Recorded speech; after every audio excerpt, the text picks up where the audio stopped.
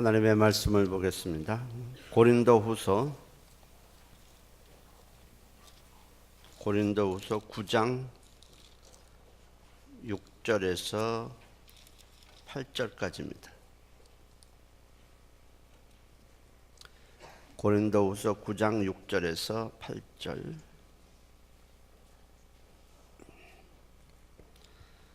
함께 읽겠습니다. 이것이 곧 적게 심는 자는 적게 거두고 많이 심는 자는 많이 거둔다 하는 말이로다. 각각 그 마음에 정한 대로 할 것이요 인색함으로나 억지로 하지 말지니 하나님은 즐겨내는 자를 사랑하시느니라. 하나님이 능히 모든 은혜를 너희에게 넘치게 하시나니 이는 너희로 모든 일에 항상 모든 것이 넉넉하여 모든 착한 일을 넘치게 하려 하심이라. 해볼까요? 물질을 심자. 물질 얘기만 하면 막 안 좋은 반응하시는 분들이 있는데 그렇지 않기를 바랍니다. 주님은 가장 큰 계명이 무엇인지에 대해서 말씀을 하셨습니다. 마태복음 22장 37절에 보면 예수께서 이르시되 네 마음을 다하고 목숨을 다하고 뜻을 다하여 주 너희 하나님을 사랑하라 하셨으니 이것이 크고 첫째 되는 계명이요. 가장 큰 계명은 하나님을 사랑하는 것이다. 뜻을 다하고 목숨을 다하고 마음을 다해서 사랑하는 것이다. 이렇게 말씀을 하셨습니다. 그런데 이 사랑과 물질은 같이 움직입니다. 사랑 따로 물질 따로 이렇게 되지 않아요. 그래서 자식을 사랑하면 그렇게 힘든 번 돈을 아까워하지 않고 쓰게 됩니다. 부모가 그렇게 땀 흘려서 돈을 벌었는데 자식에게 쓰면서 아깝다 이렇게 생각하는 부모는 하나도 없어요. 그 이유는 사랑하기 때문에 그래요. 한 여인이 아주 그동안 애써 모은 향유 옥합을 깨어서 예수님께 부었을 때에 주님은 이렇게 말씀을 하셨어요. 누가복음 7장 47절에 이는 그의 사랑함이 많음이라. 사랑하지 아니하면 그렇게 애써 모았던 향유 옥합을 나에게 부었겠느냐는 겁니다. 사랑과 물질은 같이 가요. 뿐만 아니라 믿음도 물질과 함께 갑니다. 우리가 어디 가서 물질을 투자할 때 보면 이거 물질을 투자하면 망한다, 없어진다, 낭비한다 생각하면 투자하지 않습니다. 자기가 믿는 곳에 물질을 투자하게 되죠. 결국 물질을 드리는 것을 보면 그 사람이 주님을 얼마나 사랑하는지, 믿음은 어느 정도인지, 또 주님에 대한 감사의 분량은 어느 정도인지를 우리가 알 수 있습니다. 그래서 주님은 마태복음 6장 21절에 네 보물이 있는 그곳에는 네 마음도 있다. 보물, 네가 물질을 드리는 걸 보면 거기에 네 마음이 담겨져 있다는 겁니다. 얼마나 주님을 사랑하는지, 얼마나 믿고 있는지, 얼마나 감사하고 있는지, 그 물질 드리는 건 물질만 드리는 게 아니라 거기에 네 마음이 다 담겨져 있다. 이렇게 말씀을 하셨습니다. 성경은 주님께 물질 드리는 것을 두 가지로 말씀을 하셨는데, 첫째는 하늘에 쌓아두는 것이다. 이렇게 말씀을 하셨어요. 마태복음 6장 19절 20절에 너희를 위하여 보물을 땅에 쌓아두지 말라. 거기는 좀과 동록이 해하며 도둑이 구멍을 뚫고 도둑질하느니라. 오직 너희를 위하여 보물을 쌓아두라. 거기는 좀이나 동록이 해하지 못하며 도둑이 구멍을 뚫지도 못하고 도둑질도 못하느니라. 하늘에 쌓아두는 것인데 누구를 위해서? 너희를 위해서. 해볼까요? 우리를 위해서. 우리를 위해서예요. 우리를 위해서 드리라고 하는 것이지 하나님을 위해서 쌓아두라고 말씀하시지 않았습니다. 너희를 위해서. 그러니까 이거는 물질 드리는 것은 그냥 없어지는 것이 아니라 쌓아두는 것이다. 하늘에 쌓아두는 것이다. 없어지지 않는다. 그리고 그것은 우리를 위해서 쌓아두는 것이다. 반드시 우리에게 유익이 되도록 하기 위해서 쌓아두는 것이다. 이렇게 말씀을 하셨고, 둘째는 물질 드리는 것은 하나님께 심는 것이다 라고 했어요. 오늘 말씀이 그거예요.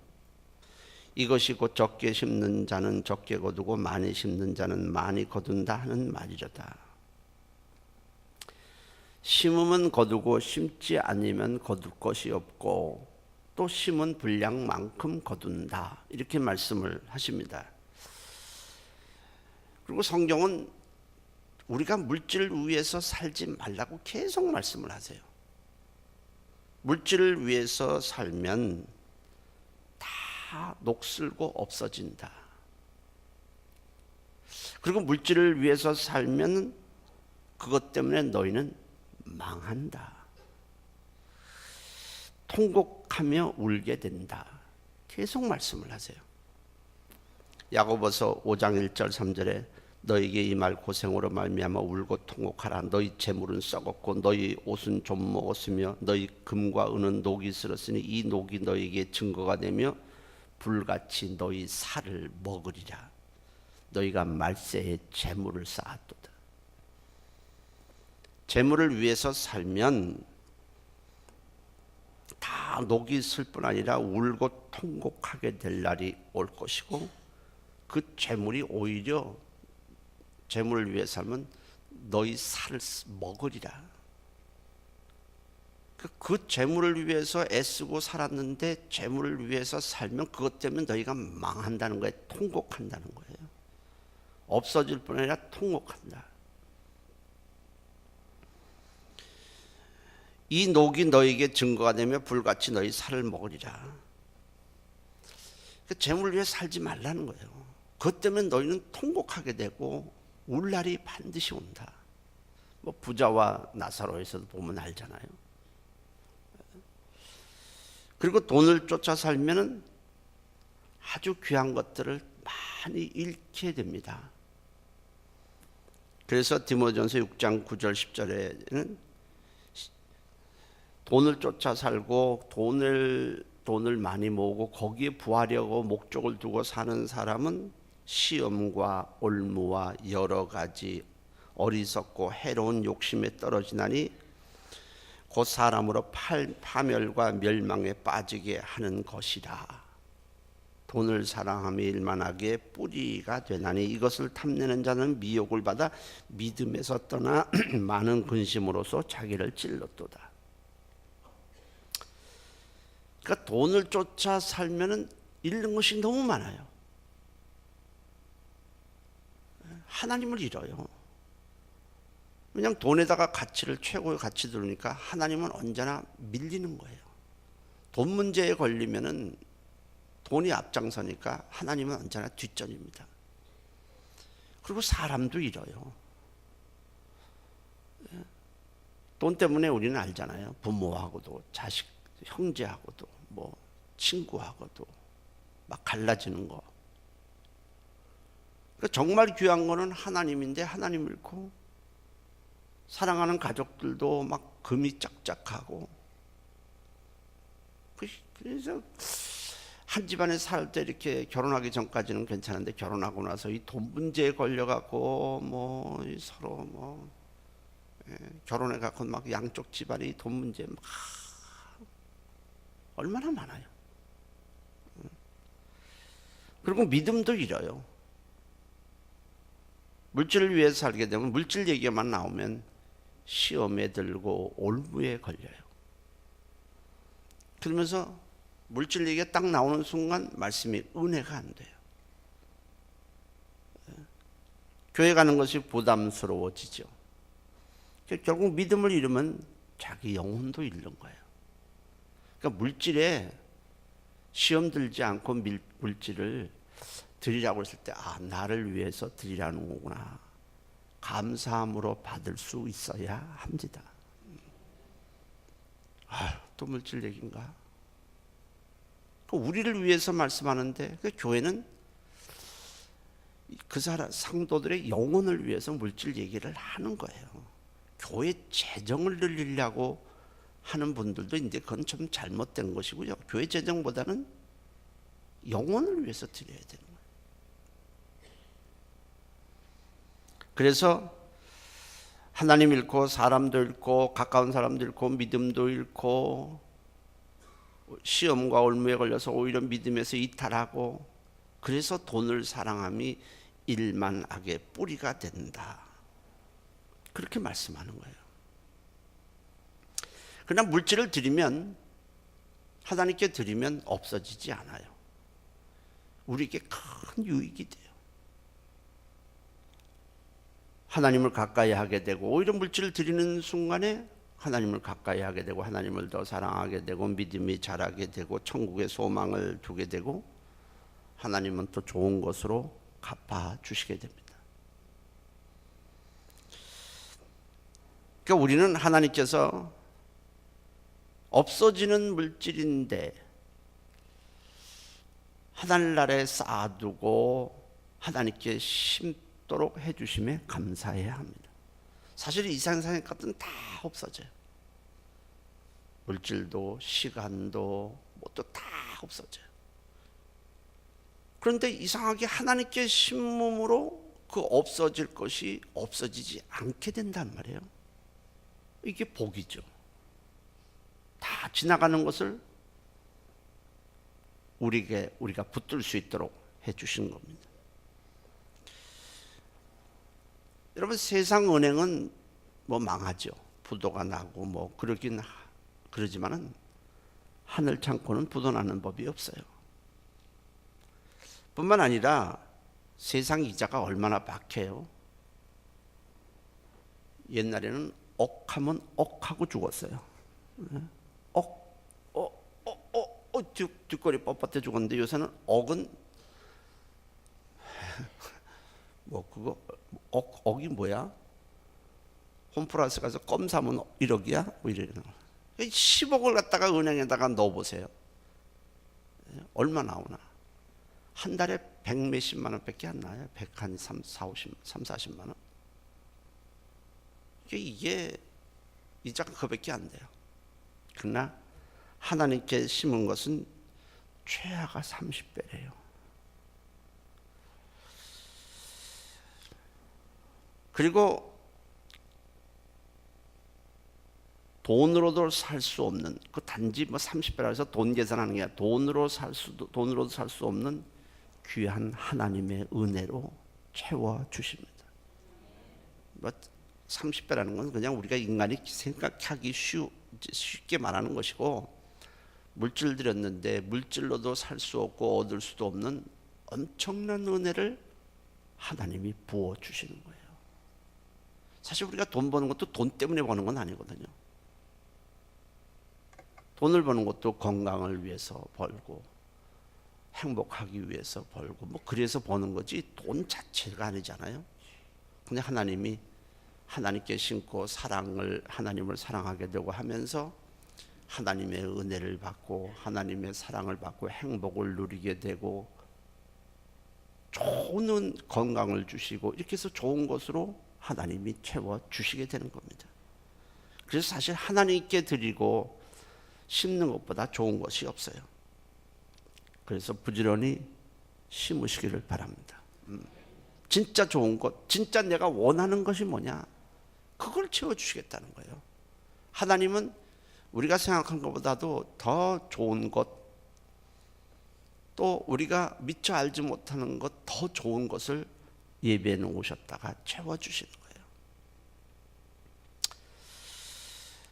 누가복음 19장에 보면 삭개오의 얘기가 나와요.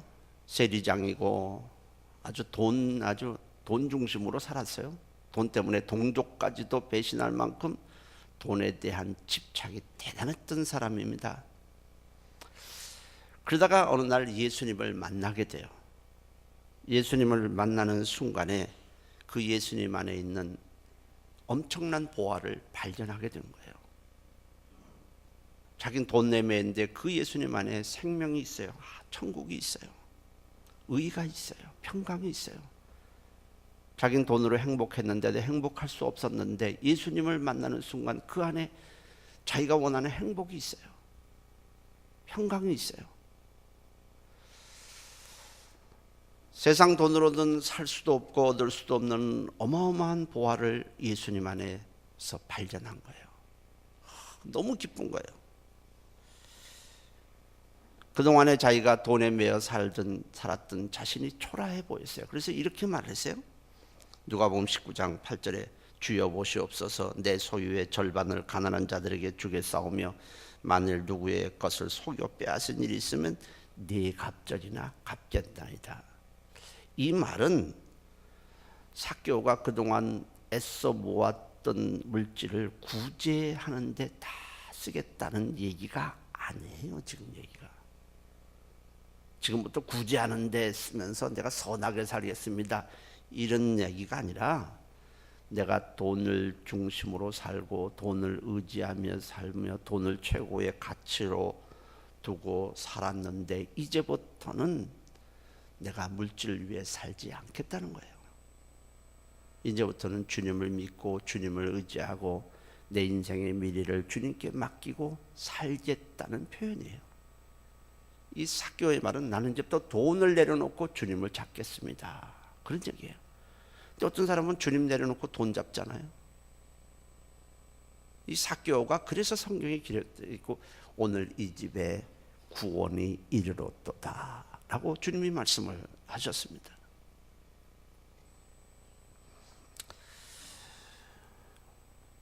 우리가 주님께 물질을 드리지 아니하면 계속 물질의 종이 됩니다. 어쩔 수가 없어요. 근데 주님께 물질을 드리는 순간에 일단 물질의 종에서 벗어나게 돼요. 그래서 우리는 물질을 드리느냐 안 드리느냐는 우리 신앙생활에 있어서 굉장히 중요해요. 특별히 11조도 더 굉장히 중요해요.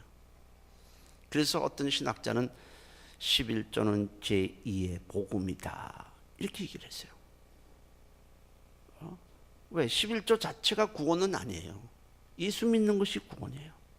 근데 이 11조가 이 구원의 문제까지 내주면 접근을 하게 된다는 거예요. 왜? 시험에 드니까 자꾸 물질 드리는 거 시험에 들으면 내주면 믿음을 잃어버리게 될 가능성이 굉장히 높아요.